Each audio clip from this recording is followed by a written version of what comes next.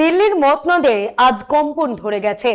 যে রাজপথ ক্ষমতার অহংকারে গমগম করে, সেই রাজপথ আজ উত্তাল লক্ষ হাজার যুবকের হুঙ্কারে। ইতিহাসে এই প্রথমবার আমাদের জেনজি, আমাদের দেশের তরুণ সমাজ সোজা দিল্লির যন্তর মন্তর স্তব্ধ করে দিয়ে সংসদ ভবন ঘেরাও করে ফেলেছে।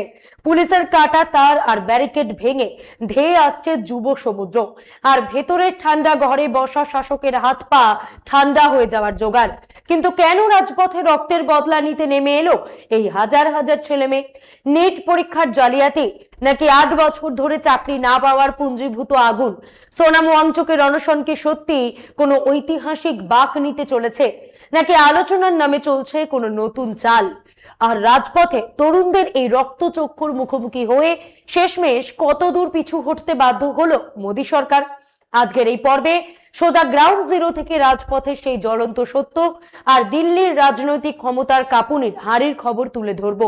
কান দিয়ে নয়, বুক দিয়ে শুনুন, কারণ আজকের এই আওয়াজ দেশের ভবিষ্যৎ নির্ধারণ করতে চলেছে। নমস্কার, আমি মধুরিমা ভৌমিক, আর দৈনিক সংবাদ অনলাইনে আপনারা দেখছেন। সত্যি আসলে বেদনাদায়ক। তাহলে অবশেষে এই সরকার ঠিক সেটাই করতে শুরু করলো যে কাজে তারা সবচেয়ে বেশি পটু, অর্থাৎ যেই সরকারের কাছে জবাবদিহি চাইবে, যেই প্রশ্ন তুলবে, তার উপর নির্দয়ভাবে লাঠি পেটা শুরু করে দাও।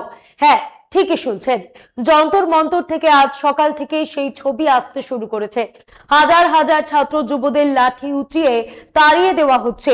কিন্তু ইতিহাস অন্য কথা বলে। কিন্তু আপনাদের মনে করিয়ে দিতে চাই, আজ থেকে কয়েক দশক আগে যখন দেশে মন্ডল কমিশনের আন্দোলন চলছিল, যখন লাখো লাখো ছাত্র রাজপথে নেমেছিল, তখন অনেক পুলিশ কর্মী ছাত্র যুবদের ওপর লাঠি চালাতে গিয়ে থমকে গিয়েছিল। কেন জানেন? কারণ তাদের নিজেদের সন্তানরাও তো সেই রাজপথেই আন্দোলন করছিল। আজ এই মোদী সরকারের কাছে একটাই সোজা প্রশ্ন, আপনারা এই ছাত্র শক্তির সঙ্গে সরাসরি টেবিলে বসে কথা বলছেন না কেন? হ্যাঁ, আমরা মানছি সোনাম ওয়াংচুকের একটা বয়ান কিছুটা হলেও বিভ্রান্তি তৈরি করেছে। তিনি বলেছেন, বিরোধী বা যে কোনো দলীয় সাংসদ যদি এসে দেখা করেন এবং বিষয়টি সংসদে তোলার আশ্বাস দেন, তবে তিনি আমরণ অনশন তুলতে পারেন। এর ফলে শিক্ষামন্ত্রী ধর্মেন্দ্র প্রধানের ইস্তফার দাবিটা হয়তো ক্ষণিকের জন্য কিছুটা হালকা হয়েছে, কিন্তু আন্দোলনকারী ককরোচ জনতা পার্টি তাদের লড়াইয়ের ঝাঁজ আজও বাড়িয়ে দিয়েছে। তারা এখন সোজাসুজি প্রধানমন্ত্রী নরেন্দ্র মোদীর পদত্যাগের দাবি তুলছে। সব মিলে আজ দিল্লির যন্তর মন্তরে যে দৃশ্য দেখা গেল, তা এক কথায় ঐতিহাসিক।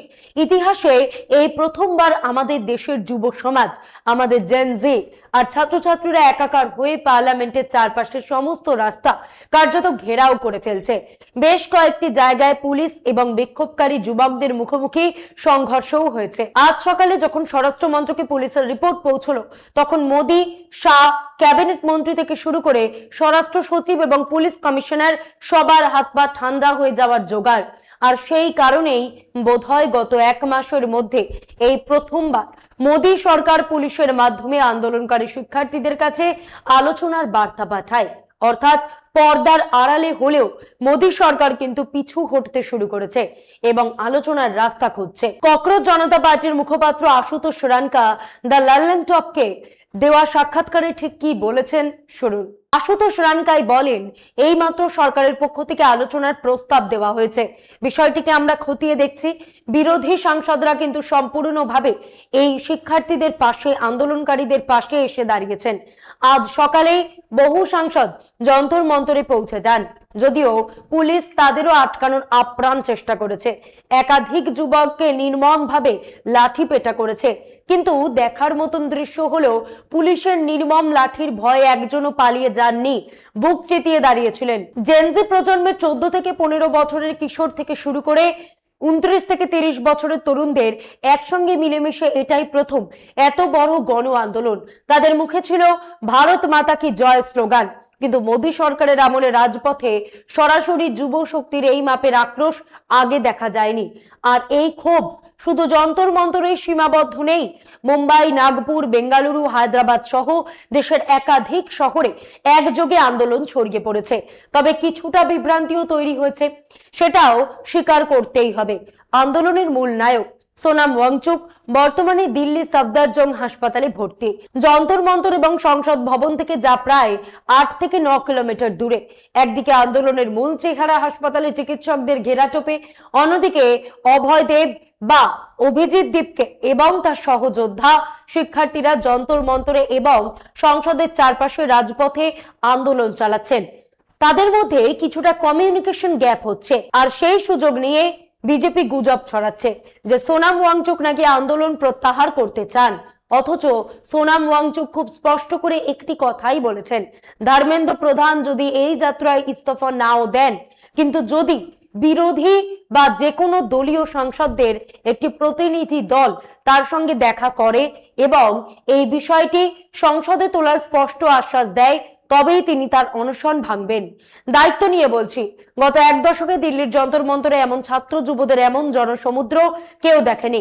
17, 18, 19 কিংবা 20 বছরের তরুণদের এই জেনজি তরুণরা ভ্যাবসা গরম আর তীব্র রোদের পরোয়া না করে রাস্তায় নেমে এসেছে।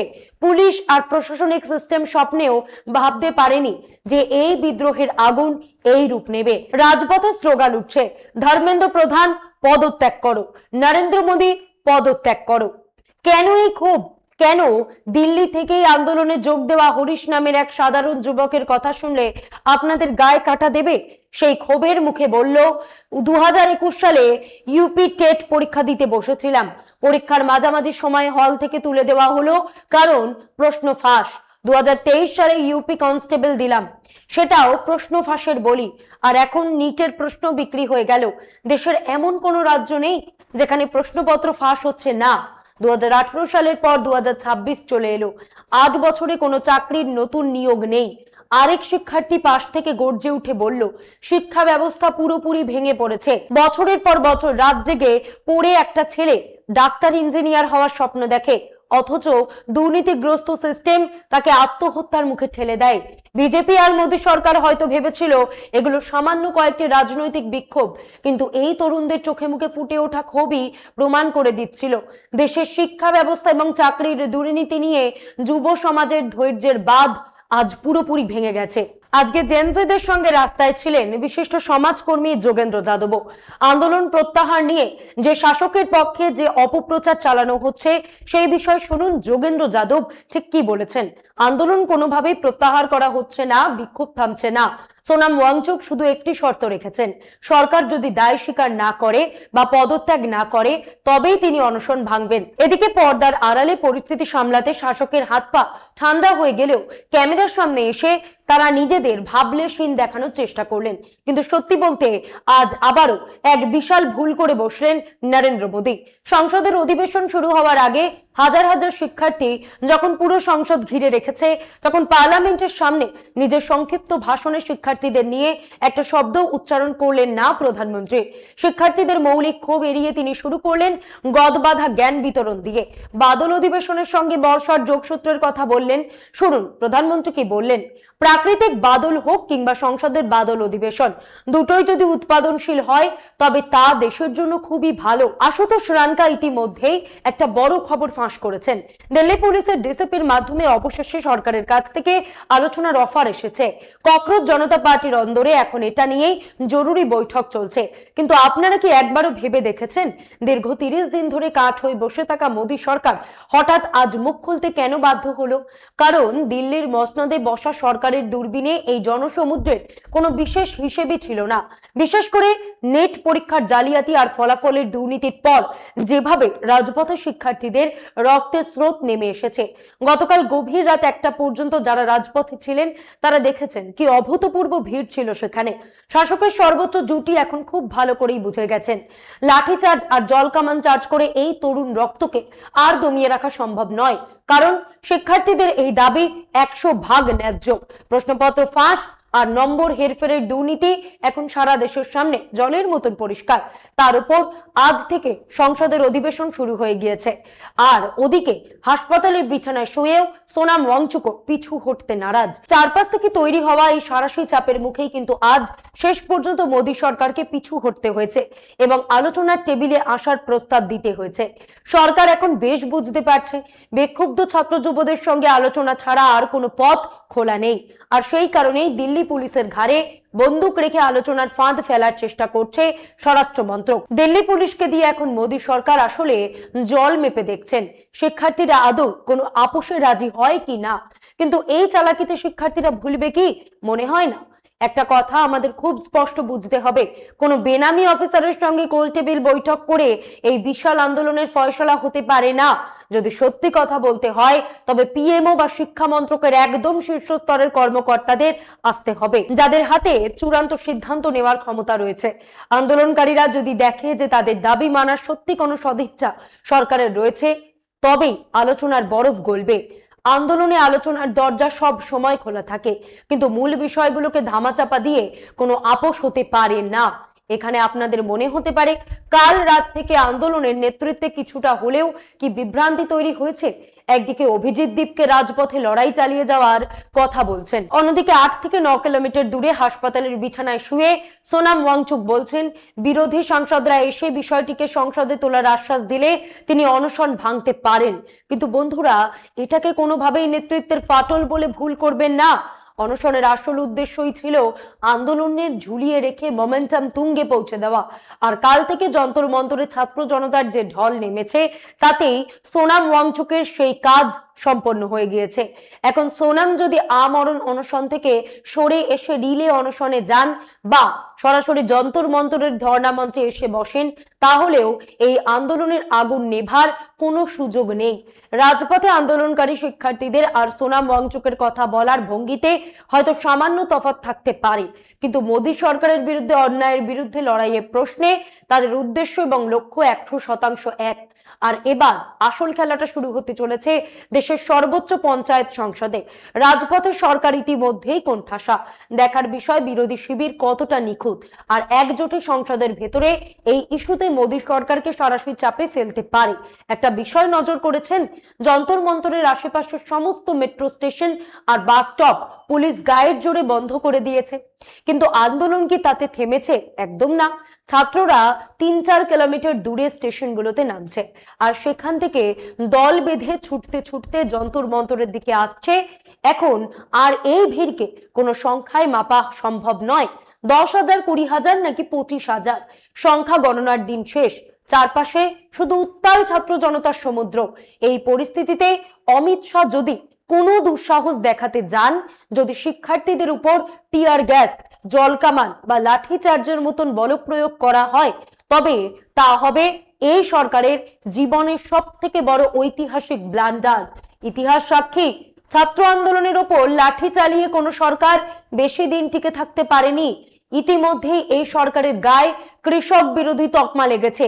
এবার যদি শিক্ষার্থীদের রক্ত রাজপথে পড়ে, তবে সাধারণ মানুষ বুঝে যাবে এই সরকার স্পষ্টতই ছাত্র বিরোধী। এরপর আসন্ন নির্বাচনগুলোতে নিজেদের অস্তিত্ব রক্ষা করতে আরো বেশি করে ইডি, সিবিআই, জুডিশিয়ারি আর নির্বাচন কমিশনের পায়ে পড়া ছাড়া শাসকের সামনে আর দ্বিতীয় কোনো বিকল্প থাকবে না। গত 12 বছরের ইতিহাসে প্রধান সেবকের উপর জেনজি আর যুব শক্তির এমন অভূতপূর্ব মনস্তাত্ত্বিক এবং রাজনৈতিক চাপ আগে কখনো দেখা যায়নি।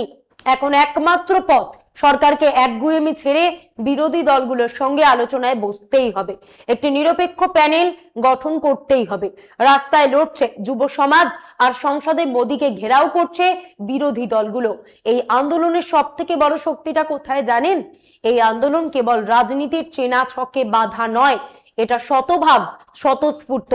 সোনাম ওয়াংচুককে যেভাবে বলপ্রয়োগ করে পুলিশ তুলে নিয়ে গেছে, তাতে ক্ষোভ কমাতো দূরের কথা, বিদ্রোহের আগুন সারা দেশে দাবানলের মতন ছড়িয়ে পড়েছে। যন্তর মন্তরে আজ তিল ধারণের জায়গা ছিল না। সাধারণ চাকরিজীবী, আইটি পেশাদার, ব্যবসায়ী থেকে শুরু করে হাজার হাজার তরুণ আজ বুক চিতিয়ে দাঁড়িয়ে স্লোগান দিচ্ছে। নিজেদের কাজ ফেলে টাকা খরচ করে রাজপথে নেমে আসা এই স্বতঃস্ফূর্ত যুব শক্তির জোয়ারি কিন্তু আজ ক্ষমতার ঘুম উড়িয়ে দেওয়ার জন্য যথেষ্ট। আজ রাজপথের এই যুব সমুদ্র তাদের শরীরের ভেতরে ঠিকরে আসা ক্ষোভ মোদী সরকারকে স্পষ্ট বার্তা দিয়ে দিয়েছে, দেশের ভবিষ্যৎ নিয়ে ছেলে খেলা আর বরদাস্ত করা হবে না। দিল্লির রাজপথে আজকের এই স্বতঃস্ফূর্ত ছাত্র যুব সমুদ্র, চারপাশে স্লোগান আর ধর্মেন্দ্র প্রধানের ইস্তফার দাবি, এই দৃশ্য দেখে বারে বারে আমার চোখের সামনে ভেসে উঠেছে কলকাতার রাজপথে আরজিকর কাণ্ডের সেই ঐতিহাসিক রাত দখলের ছবি। ঠিক এভাবেই তো আরজিকরের তরুণী চিকিৎসকের নৃশংস হত্যাকাণ্ডের পর কোনো রাজনৈতিক পতাকা ছাড়াই কলকাতার অলিতে গলিতে রাজপথে নেমে এসেছিল হাজার হাজার মানুষের স্বতঃস্ফূর্ত বিদ্রোহের ঢল। কোনো নির্দেশিকা ছিল না, কোনো রাজনৈতিক মাথার দাপাদাপি ছিল না, ছিল কেবল জনতার ক্ষোভ, অন্যায়ের বিরুদ্ধে সোজা হয়ে দাঁড়ানোর অদম্য জেদ। বিশ্লেষকদের একটা বড় অংশ আজ মনে করেন মমতা সরকারের চরম রাজনৈতিক বিপর্যয়ের অন্যতম বড় কারণই ছিল আরজি করের সেই জনবিদ্রোহকে গুরুত্ব না দেওয়া, জনতার রক্তচক্ষুকে সম্পূর্ণ অবজ্ঞা করা। সাধারণ মানুষের প্রতিবাদের আগুনকে যখনই কোনো সরকার হাওয়ায় মিলিয়ে যাবে ভেবে অবজ্ঞা করে, তখনই পতনের সলতে পাকানো শুরু হয়। আজ দিল্লির রাজপথে বসা ক্ষমতার সর্বোচ্চ জুটি কি কলকাতার সেই পাঠ থেকে কিছু শিখবেন, নাকি মমতা বন্দ্যোপাধ্যায় সরকারের মতোই ছাত্র যুবদের এই স্বতঃস্ফূর্ত বিদ্রোহকে অবহেলা করে নিজেদের রাজনৈতিক কফিনে একটি পেরেক পুঁতবেন? ইতিহাস সাক্ষী, ক্ষমতার অহংকারে অন্ধ হয়ে জনতার রাজপথকে যে সরকার হেয় প্রতিপন্ন করেছে, জনতার সেই রাজপথই একদিন তাদের মসনদ উল্টে ফেলে ইতিহাস লিখেছে। তাই সতর্ক থাকুন, সজাগ থাকুন, আর হ্যাঁ, প্রশ্ন করতে ভুলবেন না। আজ এই পর্যন্তই। এমন আরো বিষয় জানতে অবশ্যই সাবস্ক্রাইব করুন, লাইক কমেন্টে শেয়ার করুন। দেখতে থাকুন দৈনিক সংবাদ, শুধু না আমি যথেষ্ট।